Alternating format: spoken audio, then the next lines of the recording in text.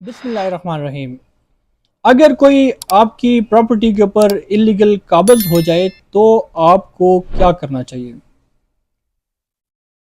अगर कोई आपकी दुकान, आपके मकान या प्लॉट के ऊपर कोई इलीगल काबज हो जाए तो आपके पास क्या रेमेडी है और आप अपनी प्रॉपर्टी के ऊपर जो इलीगल काबज हैं उनसे कब्जा किस तरह छुड़ा सकते हैं? सबसे पहली बात तो ये है कि आजकल सोसाइटी के अंदर कुछ ऐसे गुंडागर्द अनासर मौजूद हैं, ऐसे कब्ज़ा माफिया मौजूद हैं जो सादा लोग और गरीब लोगों की प्रॉपर्टी हथियाने के चक्रों में होते हैं और उनकी प्रॉपर्टी के ऊपर जाकर वो काबज हो जाते हैं और वो हथिया लेते हैं। आज मैं आपको ये बताने जा रहा हूँ कि आपने ऐसे लोगों को किस तरह डील करना है।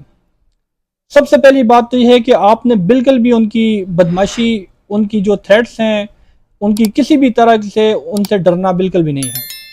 आपको लॉ पूरा प्रोटेक्टिव राइट देता है, आपको प्रोटेक्शन देता है।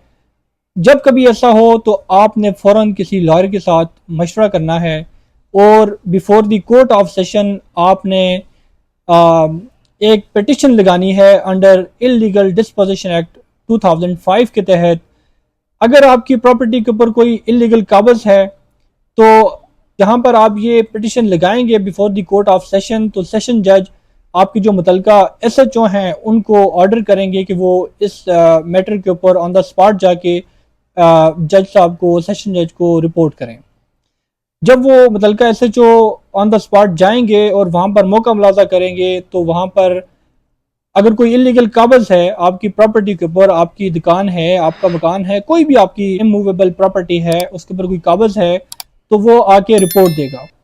उसके बाद ऐसे कब्जा माफिया के अगेंस्ट क्रिमिनल प्रोसीडिंग भी इनिशिएट की जा सकती हैं और उससे आपको आपका जो कब्जा है वो भी वापस दिलवाया जाएगा, आपकी प्रॉपर्टी को भी वागुजार करवाया जाएगा।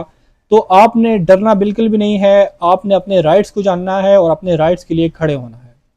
अगर आप इस तरह डरते रहेंगे, अगर आप डर जाएंगे तो आपकी प्रॉपर्टी आपके हाथ से चली जाएगी।